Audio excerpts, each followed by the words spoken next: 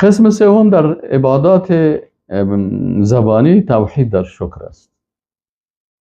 توحید در شکر در لغت به معنای رضا هست، شکر کردن هست، کشف و احسان شناسی.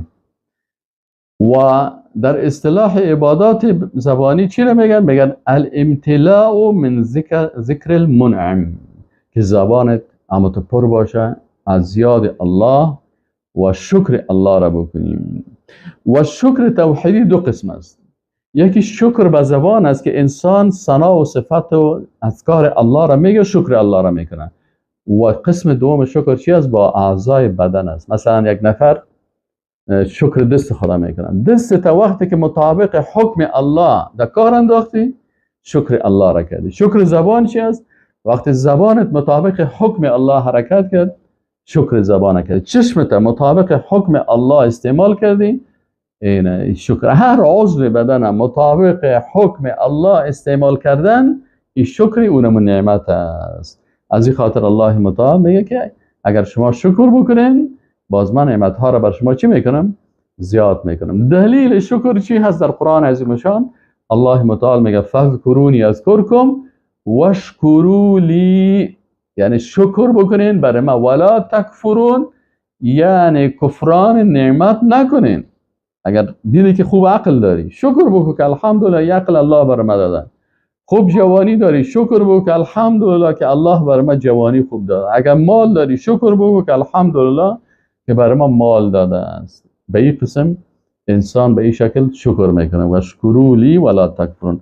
در احادیث رسول الله صلی الله علیه و سلم امام بخاری رحمه الله روایت میکنه عن عایشه ام المؤمنین، مادر ما و شما ام المؤمنین رضی الله عنها، میگه که کان رسول الله صلی الله علیه و سلم اذا صلى، میگه وقتی که رسول الله صلی الله علیه و سلم نماز میخوان قام استاد میشد حتی تفطر رجله، میگه به اندازه نماز میخوان، خصوصا در نمازهای شب که به تهجد میخیستن، میگه رسول الله صلی الله علیه و سلم به اندازه نماز میخوان که حتی پاهایش مثلا میپوندید و پوسیده میشد. قالت عایشه، میگه ام المؤمنین گفت که یا رسول الله، ای رسول الله صلی الله علیه و سلم، اتصنع هذا، تو به این اندازه در مقابل الله استاد میشی و قیام میکنی که حتی پایات ورم میکنه و میپونده؟ وقد غفر لك ما تقدم من ذنبك و ما تأخر، تو خود پیغمبر معصوم هستی و گناه های قبلی و بعدی تو اول خود نمیکنی، کل زیر الله گفته که بخشیده شده هست. فقال، میگه رسول الله صلی الله علیه و سلم گفت که یا عایشه تو افلا اكون عبدا شکورا، آیا ما بنده شکرگزار الله نباشم؟ شکر الله چه قسم میشه که اقدر در عبادت الله استاد شوید در مقابل الله که قدم های بپنده. علمای سلف و دیگه علمای اسلام در مورد شکر الله چی میگفت؟ ابو بکر رضی الله عنه در دعایش میگفت از تو تمام نعمت شکر خب و شکر بر آن را طلب میکنم. یا الله از تو من طلب میکنم که نعمت های من کامل شود و شکر از این طلب میکنم که من از این نعمت ها راضی باشم. عمر ابن خطاب چی میگفت؟ سعی کنین عمر ابن خطاب چی میگفت؟ عمر ابن خطاب رضی الله عنه میگفت هر زمانی که به مصیبت امتحان میشم سعی کنین شکر. میگه وقت شکر در چه وقت است؟ یکی شکر در وقت نعمت است. عمر رضی الله عنه در وقت مصیبت شکر میکنه. چی میگه؟ میگه زمانی که به مصیبت امتحان میشم میدانم که 4 نعمت بر من است. این فهم اسلام.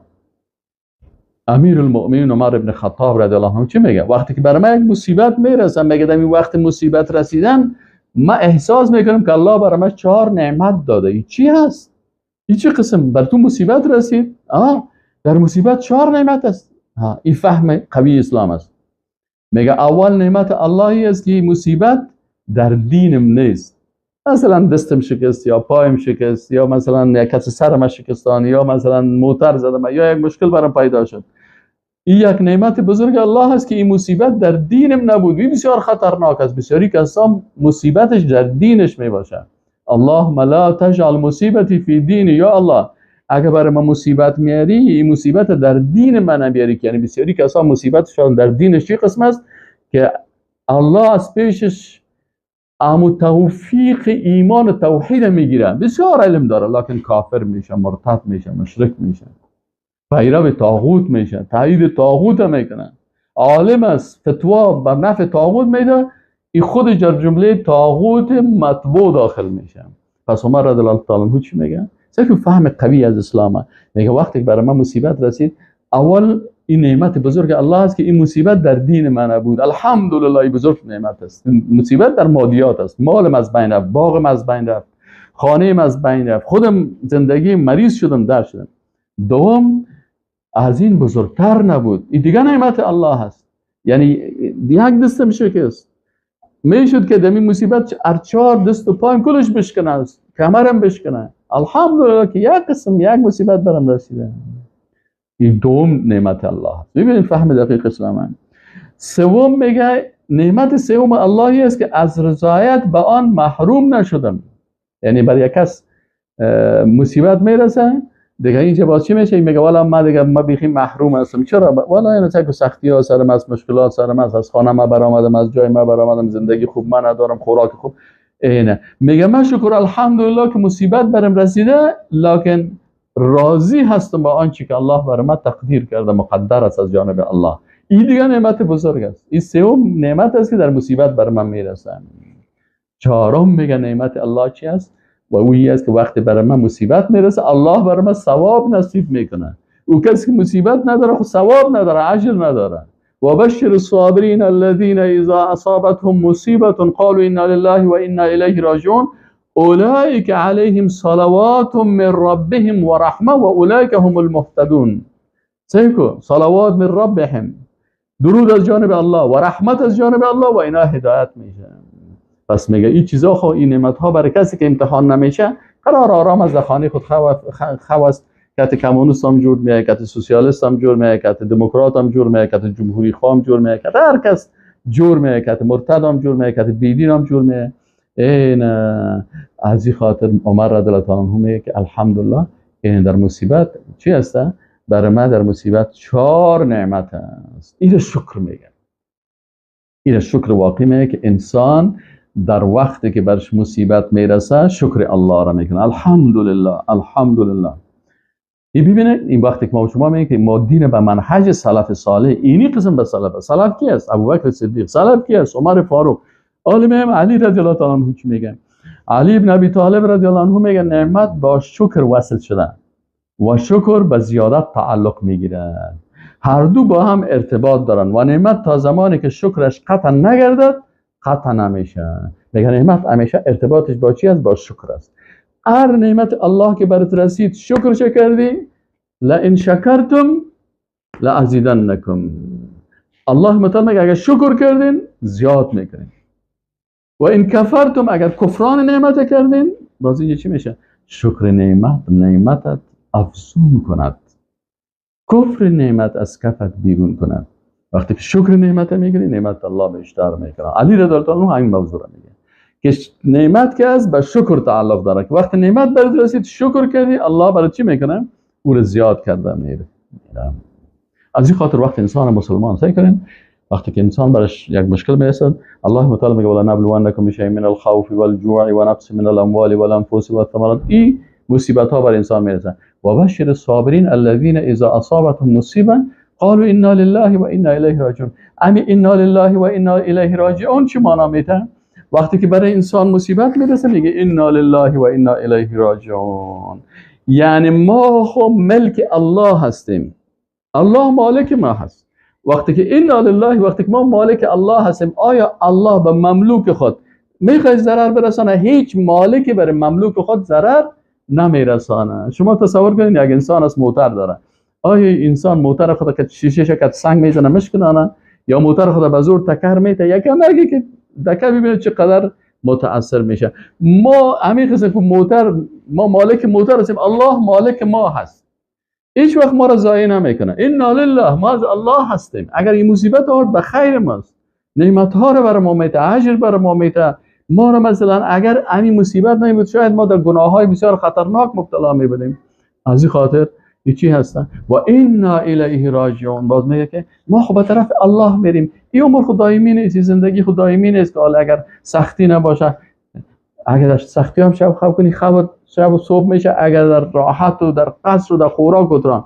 کسایی که کفار دست خدا یکی کردن و مرتد شدن و کت تواغیت یکی شدن، او هم عمرش دیر میشه. ببینید دیگر روز خبر میرسه که فلانی مرد، و یک کس دیگه ای که مثلا در کوه ها و در دره ها و در قات سنگ و این گپا میگرده و بالاخره بمبارد میشه و تکت تکه میشه و حتی در جنازه‌ش هم 2 نفر اشتراک نمیکنه، هیچ کس نمیباشه، شاید گوشتایش هم زاغ‌ها و حیوانات ببرن، او هم از این زندگی میره. انا لله و انا الیه راجعون و بشر الصابرین. باز الله میگه برای این صبر کننده ها چی بتین؟ بشارت بتین. محمد ابن کعب قرظی چی میگه؟ میگه شکر تقوای الله، یعنی شکر الله در چی هست؟ در عمل صالح هست. که وقتی که مثلا تو شکر میکنی، در حقیقت عمل صالح تو شکر کردن است. عبدالرحمن سلمی چی میگه؟ میگه نماز شکر است، روزه شکر است، هر عمل خیر که میکنی شکر است و بهترین شکر حمد الله است. حسن بصری رحمه الله چی میگه؟ خیری که در آن شر نیست، عاقبت به همراه شکر است. چقدر کسانی هم که بالایشان نعمت شده ولی شکر نمیکنن. میگه عمر رضی الله عنه یک وقتی در اطراف کعبه طواف میکرد، یک نفر میگه تو چی میکرد؟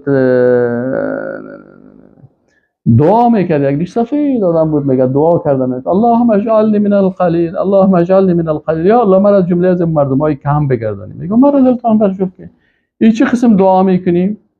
اللهم اجعلنی من القلیل، من از جمله از مردمای کم بگردان. میگه او شخص عمر رضی الله عنه نمیشناخت، برش گفت که او تو اگر قرآن بخوانی در قرآن میفهمی که قلیل کی هست. در قرآن میگه و قلیل من عبادی الشکور، بنده های شکرگزار ما کم است. ما میخوایم که الله متعال از جمله امو بنده های شکرگزار ما را بگردانه. خب یونس ابن عبید رحمه الله کسی را دید که از سختی شکایت میکنه. چرا گفت شکایت میکنی؟ گفت والا من سختی است، مشکلات دارم. میگه برش گفت که خود تو مشکلات داری، یعنی نعمت ها نیست پیشتم؟ گفت چشمایت 1 لک درهم میفروشی؟ گفت نه. گفت دستایت 100,000 درهم میتی؟ گفت نه. گفت پاهایت قطع کنم 100,000 درهم بر تو میتم؟ نه. همین قسم میگه نعمت های الله را برش گفت. خب او برش گفت که تو به میلیون ها میلیون نعمت الله پیشت است، هنوزم تو شکایت میکنی؟ نباید شکایت کنی. شیخ سلیمان ابن عبدالله میگه در صورت که یکی از این 5 شرط موجود نباشه، شرط یعنی شکر الله به صورت کامل ادا نمیشه. باید این 5 چیز وجود داشته باشه که تو شاکر واقعی باشی. اول چی است؟ اول باید نعمت بشناسی. کسی که نعمت نشناسه او شکر نمیکنه. بسیاری کسا از چشم داره، عقل داره، قلب داره، معده داره، نعمت های الله بسیار زیاد داره، لکن بیخبر غافل است، از این خاطر شکر نمیکنه. اول باید نعمت بشناسی، این شرط اولش است. دوم است کسی که نعمت بشناسه لکن نعمت دهنده را نشناسه، این هم شکر کردن نمیتونه. باید بفهمی که این نعمت ها را کی بر ما داده است؟ الله. اگر تو مثلا بسیار عقل خوب داری و بسیار کارا کرده میتونی و خوب تجارت داری، همین نعمت عقل بر تو کی داده؟ الله داده. پس این کل اموالی که تو داری کلش از جانب الله بر تو است. پس سعی کنید شرط اولی است که نعمت بفهمی. شرط دوم ای است که شکر واقعی بکنی که نعمت دهنده را بشناسی، و وقتی که نعمت و نعمت دهنده را شناختی چی کنی؟ و آن را انکار نکنی، کفران نعمت نکنی. باید نعمت که شناختی شکران از نعمت بکنی. وقتی که نعمت و نعمت دهنده را شناختی، 2 تا شرط هم شد و اقرار هم کردی. شرط سومیش بود انال به نعمت دهنده خضوع و محبت و رضایت اگر نداشته باشی باز هم شکر نعمت نمیکنی. باید به الله چی داشته باشی؟ محبت و خضوع داشته باشی. اگر این هم داشتی، این هر 4 داشتی و او را طاعتش در طاعت الله استعمال نکردی، همین نعمت های الله را بازم شکر نعمت الله را نکردی. پس باید نعمت را بشناسی، نعمت دهنده را بشناسی، به او نعمت اقرار بکنی و وقتی که به او اقرار کردی با او نعمت دهنده محبت و تعظیم از رو داشته باشی و در آخر امون نعمت الله را چی کنیم؟ مطابق حکم اوضوع استعمال بکنید. در اون صورت نعمت الله ادا میشه. از این خاطر علامه ابن تیمیه چی میگه؟ میگه صرف العبد النعم التي انعم الله بها علیه فی طاعته. میگه شکر چی هست؟ میگه این هست که هر نعمت در آن چیزی که الله اون نعمت گفته بالای امون نعمت الله حکم آورده. مثلا تو جوان هستی، تو را گفته که جوانیت در عبادت الله مصروف بود. اگر جوانیت در عبادت الله مصروف کردی تو شکر نعمت الله را کردی. مال داری، همین مالت در جهاد فی سبیل الله در راه الله مصرف کردی، شکر نعمت مال کردی. بدنت هست، ان الله اشترى من المؤمنین انفسهم و اموالهم بان لهم الجنه. الله گفته دو نعمت داری، چی هست؟ مال داری و نفست هست، جسمت هست. این الله از پیش تو خریده در مقابل جنت. پس شکر از زیر ادا میکنی. به این شکل این نعمت ها به این شکل ادا میشه و به این شکل ما شما میتونیم که نعمت های الله را، عبادت های الله را و شکر الله را انجام بدیم. و السلام علیکم و رحمت الله و برکاته.